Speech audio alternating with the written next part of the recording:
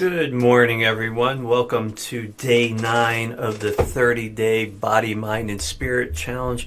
I am Peter Schenk. Today we're going to be introducing a new piece of technology called LightBody 2.0. LightBody is all about body toning and bringing the highest vibration into the body. This product has been around about 10 years, but was never introduced to the public until March of 2015. This product is absolutely beautiful. It's all about body toning, metabolism, appetite suppressant, energy, inner beauty, fat loss, and of course body flush. So we're going to spend the next 2 or 3 days really kind of going over the details. And again, this is helping you on the body aspect. When you have inner beauty, that inner beauty just exuberates into the world, and this product has been absolutely amazing for women and men alike. It really helps them to just build muscle mass, slim down, and have that high vibration come out of the body. Now, some of the feedback we've had on this piece of technology have been, people have commented really right after using like the inner body intent, within 30 minutes to going and looking in the mirror and something is radically different, although the facial features haven't changed. So that is that unconditional love of self. That's that inner beauty that just emulates into the world. So with that said, today we're going to be doing 2 intents. We're going to be working on inner beauty and appetite suppression.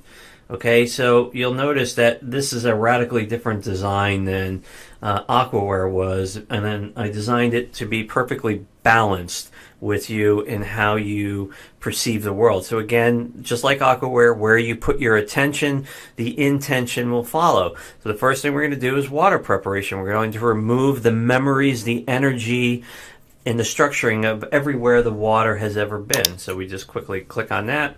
Where your attention goes, the intention will follow.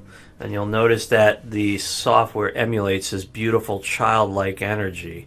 And that energy is just heading into the water. Right now we're removing all of the memories and the structuring of everywhere it has ever been. Then, of course, we're going to move on to user preparation. User preparation creates a thin veil in the water, and it opens up the subconscious mind for acceptance as soon as you drink it.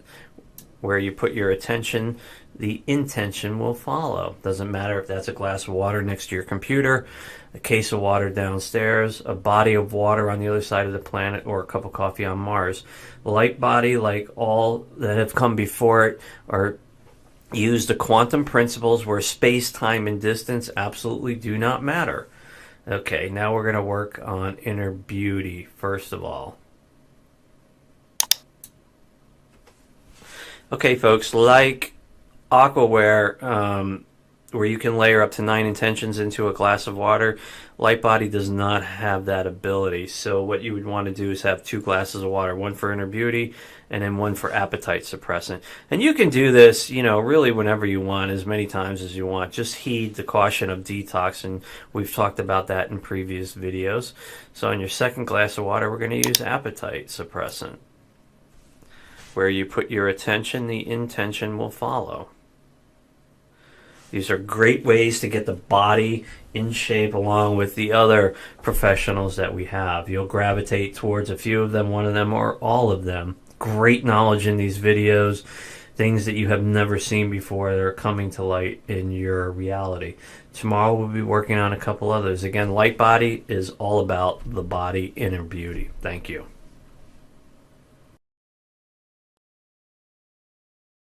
And good morning, Reno Soriano, the Conscious Health Alchemist here on day 9 on your 30-day Holistic Health Challenge. Today I want to talk to you about what some would call emotional eating. Some might actually call it food addictions. They all have the same root, which is your brain, your being, some part of your being associating certain types of foods with comfort. And some of these foods are called comfort foods, and there's a reason why, is because you actually create a brain association with certain foods when you're either stressed out or from past traumatic events. So for example, a child the way most children are, they get upset, and mommy and daddy come over and try to console them and comfort them, and then sometimes what they do is they offer them goodies, ice cream and candy. Oh, are you okay, sweetie? Oh, let's go get you some ice cream. And so that association starts forming neural pathways when you're a little child, and that can get pretty deep. For some people, the addictions are mild, and for other people, very strong, depending upon the actual association that you created with your brain. So, so, for example, a lot of people, when they're stressed out, these addictions come up to the surface, and a lot of people are doing it unconsciously. And so, when they're stressed out, they go towards certain foods. Some people are addicted to sugar foods. Some other people are addicted to salty, crunchy foods, and other people are addicted to fried foods. But there's an association there, and it's usually unconscious. But your brain is actually producing, kind of like an association with, oh, I'm stressed out, so I got to go eat this food because it helps me to calm down and feel better. And so your brain and your being and part of your being is always seeking to make you feel better. It's good on one level, but on another, if it's unconscious, can actually cause a number of issues. And a lot of people, they're overweight, unhealthy, because they're not understanding that they're actually consuming food unconsciously, and they don't understand that there's associations and addictions connected to certain foods. So what can you do to begin disconnecting and severing these connections to foods, because that will impact your ability to be healthy and to actually go and serve. And so the first thing I do is become conscious. When you're feeling some of those addictions or cravings coming up, you need to pause and start questioning, oh, is this really my body saying it needs this, or is it one of my patterns or one of these subconscious associations with food? Am I stressed out right now? And so what I would say is, let's go to the root, and you need to find ways to kind of relax. So if you're finding yourself getting stressed out, what are processes that you can start doing to relax? And you'll see that if you can start doing that, most of these addictions and cravings will start going away. So my thing is, number one, become conscious. Oh, I'm feeling stressed out now, and oh, I'm craving ice cream. Oh, I'm craving potato chips.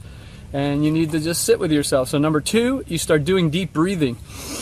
And so what I recommend is you do deep breathing. You bring in and you count in for a count of 3, and then you hold for a count of 3, and then you release for a count of 3, and then once again you hold for a count of 3. So you do this cycle, and you can do like 5 to 10 rounds of this, and you'll see that will help calm your physiology down, and it's going to make you feel a lot better. So the third thing you can do, and this is can be powerful for some people, and you can try it. It's just a tool that's called tapping. Some people call it EFT, and there are certain pressure points, meridians underneath your eye, on the side of your eye, above your lip, below your lip, and then on your collarbone. And you just start tapping these points. Okay, you just start tapping when you feel these cravings come up, and you start redirecting the neural pathways, because the neural pathways are firing and they want to be satisfied. Okay, so I even have some people tap on their spine, because everything runs through your brain up and down your nervous system.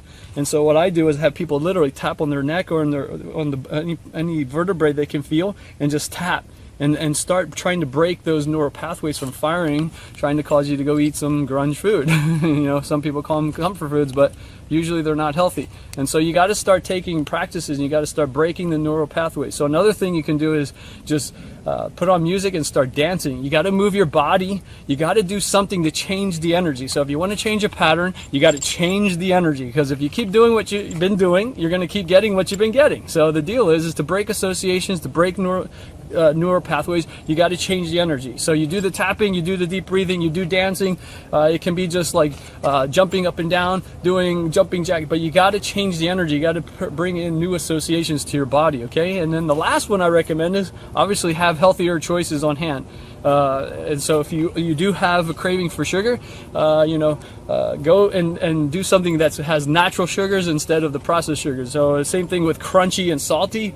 I say try to find healthier choices. I can give you some recipes coming up in the future videos of some healthy snacks, some healthy treats that you can make for yourself. So if you do have those cravings come up, you go for the healthier choices. So these are some quick tips, quick practices that you can begin doing to changing the neural pathways, changing the energy, so you have new results. I hope this helps. And if you have any questions, you know how to reach me. I'm Reno Soriano.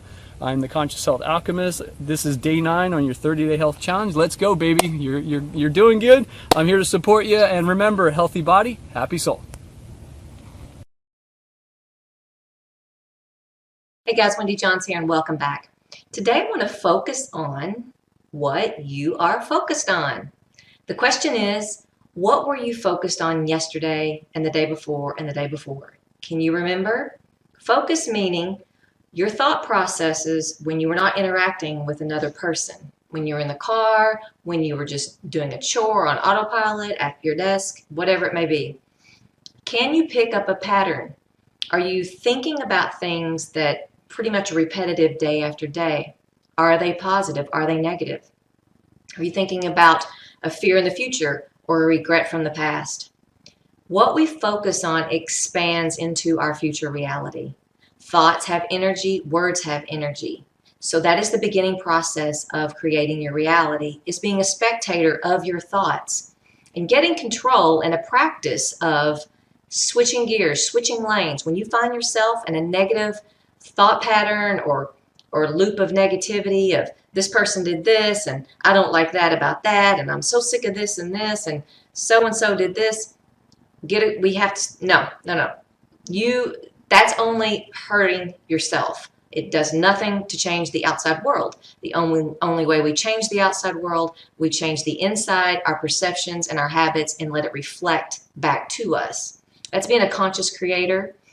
We're creating whether we want to or not. It's happening to you every single day. So why not be aware and take measures to begin to build the life and the experiences that you want to experience? So the challenge is, let's make a practice when we catch ourselves, be the spectator, step outside yourself, and think about, hey, stop that. What would I like to create? What would I prefer in this situation?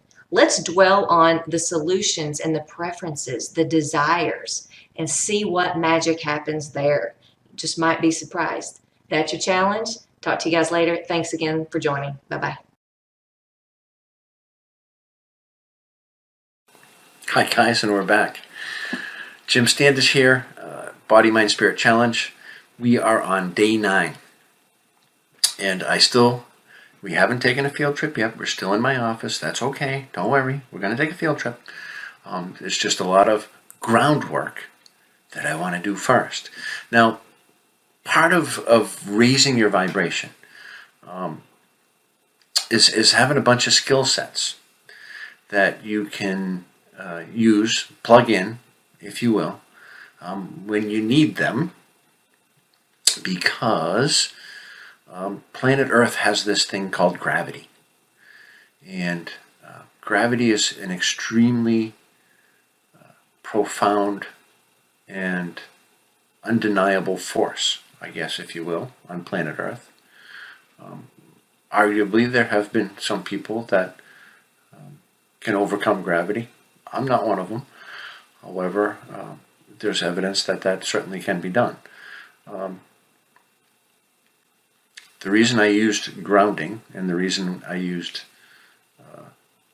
the example of gravity is because we're talking about working on yourself, and the most important thing that you can do is to work on yourself.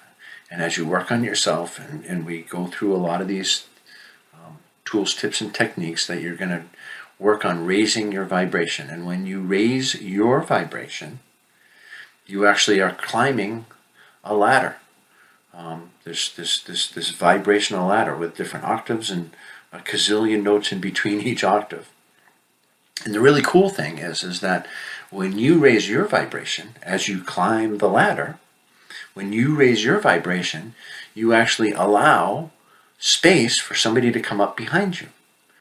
So that's how important it is to keep working on yourself. And if you don't keep working on yourself and raising your vibration and becoming lighter and lighter and lighter, gravity is just going to pull you right back down. That's just the way it works. So I want you to keep working on yourself. Keep working, keep working, keep working, keep getting lighter, keep getting lighter.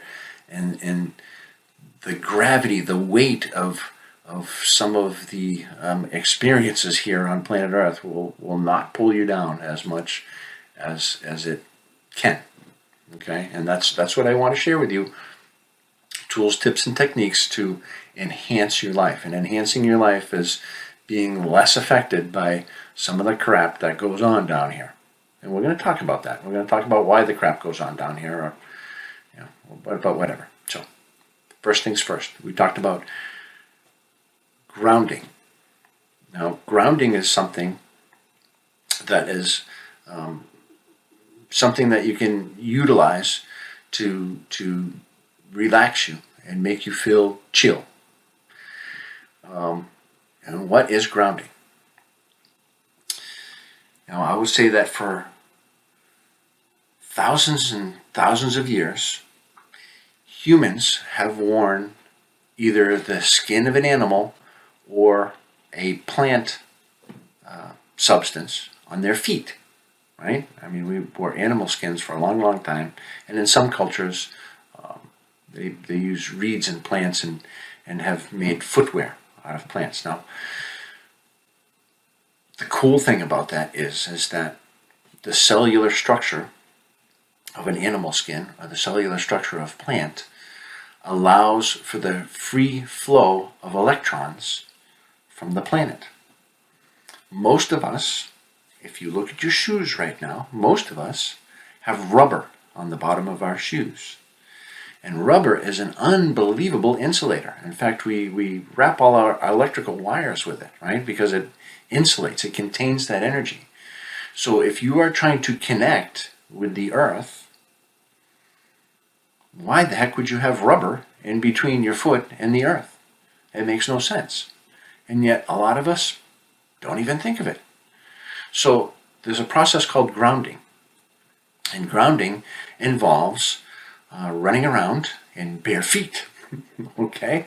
So I always share this with, I'm a Reiki master teacher, so I share this with a lot of Reiki practitioners, a lot of spiritual practitioners, and I say, look, if you want to increase your connection to planet Earth, the first thing you can do for yourself is take off your shoes.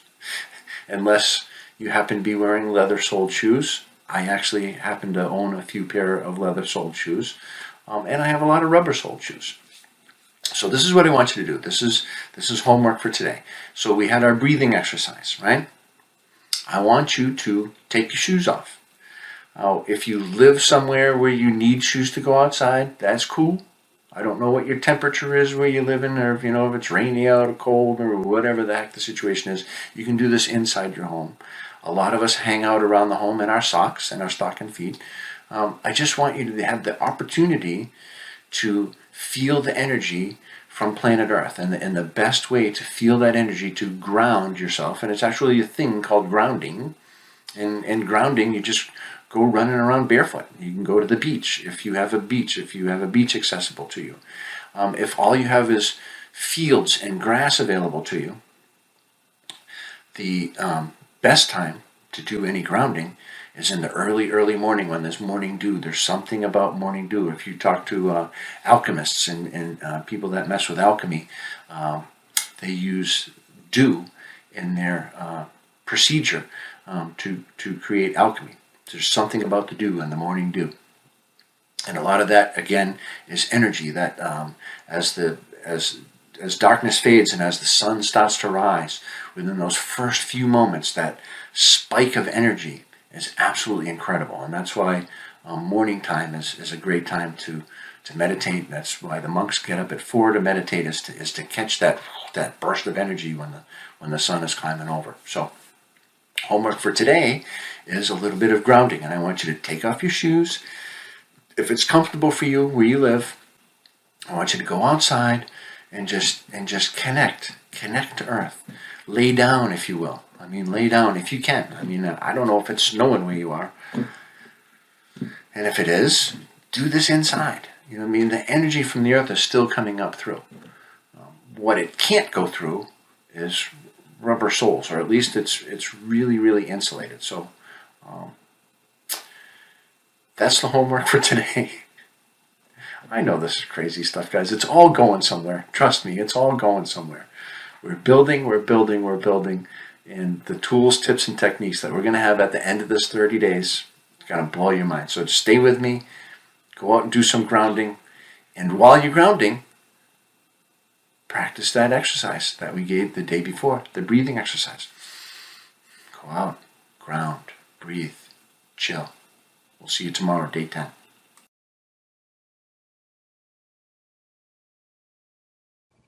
Hi, I'm Dr. Howard. Something's not right with the way we've been told to add protein to our meals. Because if I eat 4 ounces of banana all by itself, about a 7-inch banana, my blood sugar goes up 60 points and returns with an abnormal response pattern. Carbs raise blood sugar levels. If I eat 4 ounces of banana with 0.8 ounces of cheddar cheese, my blood sugar only goes up about 20 points and returns with a normal, healthy response pattern. Protein raises blood insulin levels. If I eat 4 ounces of banana with 1 ounce of cheddar cheese, my blood sugar only goes up about 15 points and starts to return with a normal, healthy response pattern. However, after a little over an hour, my blood sugar starts rising uncontrolled because of ingesting too much protein for the amount of carbs ingested. Bless you.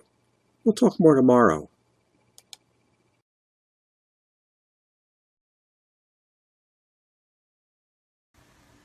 Hi, I'm Donna Whittington of Peace, Love, and Bliss Coaching, and today I want to talk about shame, blame, and what was my third one? Letting go of shame and blame, guilt. Guess that would be the third one. So I want to talk to you today about letting go and just the importance of it so that we can free your mind to move forward, especially if you are in a relationship. And for those of you who are wanting to be in a relationship, there are certain things that hold us back unconsciously. If we have things in our past, whatever they are, those could be those unconscious things that hold us back from getting to where we're going. So the shame, the blame, and the guilt are those things that hold us down and keep us from getting into relationships. So when you have those things, specifically those 3 things going on in your head, first of all, the shame, the blame, and the guilt, you have already assumed that other people will not be attracted to you, will not like you for whatever reason. And it's all because you have already pre-decided in your head that, oh, that person can't possibly like me, love me, be with me because of, boom, whatever it is that you've been carrying around. So we have to let go of those things because, again, as we talked earlier on these video segments, you don't get to control how people react, and you will never know how people will react to you unless you open up and be honest. And for those of you who say, well, what if I open up about the thing that I'm shameful of, or I have guilt, or the blaming that I've done, and if I share that with someone and they reject me, then they're going to reject you. So the thing that you have to realize is you won't know if that person will or will not reject you. And for some of you, you are saying in your head, well, I'd rather just be single or keep everything stuffed inside of me than to allow someone else to know my secret, to know what I'm shameful of. And that is your choice. You can keep stuffing it down, but the more you stuff it down, the more it comes back and it haunts you. And for some of us, when we stuff things down, it shows up in our bodies. It manifests in our bodies in such horrible ways, such as diseases and things like that, because we've been stuffing emotions down. It's time to bring up the emotion, bring it out.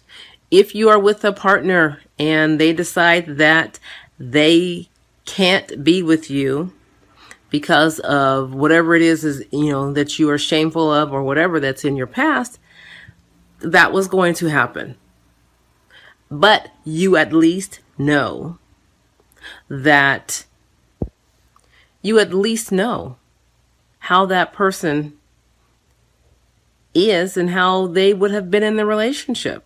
So you may lose people over being honest with yourself, letting go of the shame, the blame, and the guilt. You may lose your partner. That's a real thing. I understand. But the whole thing about the truth coming up and out gives you some more breathing room. Peter says that he thinks it's erroneous that the truth shall set you free, where it's more like what you do with the truth is what sets you free. So think about that. What you do with the truth is what will set you free. So allow the person that you are wanting to be with. Now, I'm going to assume that this is someone in the relationship that you truly want to be with. Okay? I'm not suggesting that the first person you meet, you start talking to them about deep things that are inside of you. I'm not suggesting that at all. And I suggest that when you are ready to be open with your partner, it's because you too have made that type of commitment to when you're ready to bring that out. And that doesn't just have to be with your spouse or partner. It could be with a friend. It could be with your parent. It could be with your siblings, that now you're ready to bring up the things in the past that have you tight and holding on to the past. So the truth, what you do with it, that's your business and how you control that. But bringing it up and out allows that freedom, allows you to let go of what has been holding you back so that you can move forward. I'm Donna Whittington of Peace, Love, and Bliss Coaching. You can connect with me on Facebook. I have the Love Connections page, LLC. You can also connect with me on my personal page. Send me an email. Send me an email to my personal email account, and that is peaceloveandblisscoaching@gmail.com. Looking forward to hearing from you.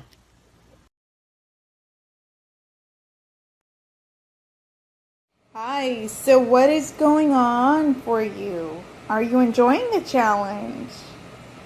Today, and for as long as you can, I challenge you to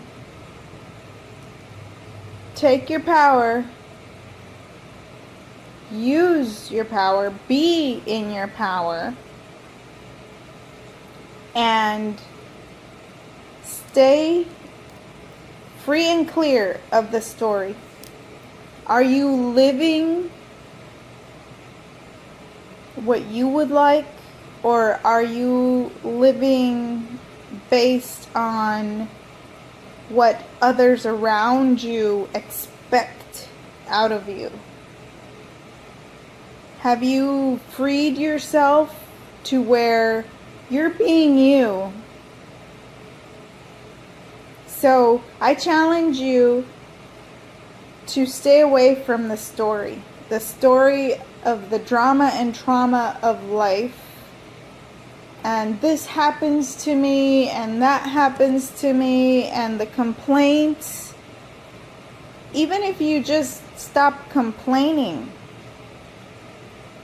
if you stop verbalizing your complaints, eventually in your mind, you'll stop complaining also. So first it's a thought, the energy, a thought, and you express the complaint. When you stop that, you can stop it here and you stop creating that. So play with that. What would it be like? Alright, let me know how it goes. And hey, if you do find yourself complaining about something, what if you could turn that into a compliment right after? And then remind yourself, oh, for every thing that comes up like that, I'll choose to turn this into something greater. A compliment. Open up the heart more. Expand out. How does it get any better than that? Have a blast. Namaste. See you soon.